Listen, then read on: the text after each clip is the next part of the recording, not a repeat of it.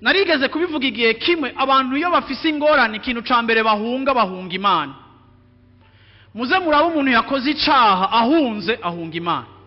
Muze murabe umuntu yababajwe n'ivyo yaciyemwo, umuhungu yamuhevye canke umukobwa yamuhevye akabadesi ahunga Imana.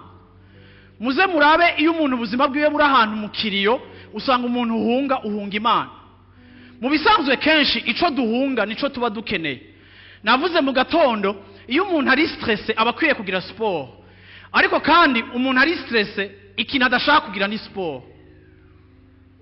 Kubera iki?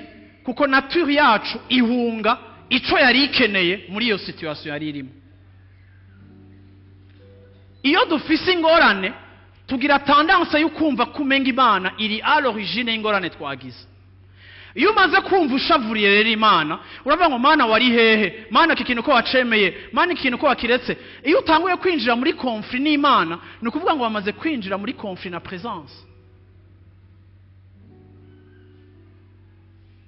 Bibiri ivuga ngo Dawidi yari yagiye gukorera Sawuli amuririmbira, yareka akorera Imana, abadayimoni baramufata. Dawidi ntiyagize ikibazo gifatiye kuri désobéissance. Dawidi yagize ikibazo gifatiye kuri obéissance. Yakoze icyo akwiye gukora agikorera Imana, ariko kimuzanira problème kuko kumvira hari igihe bikuzanira problème. Hari abantu bashaka gusa kumvira Imana igihe ibintu byose bimeze neza. Aho ngana navuye ngo gukurikira Imana hari igihe bigushira mu kaga bikagushira mu kibazo. Ariko igihe bimeze gutyo wirukira hehe, utabariza hehe, uhungira hehe, unyegera hehe.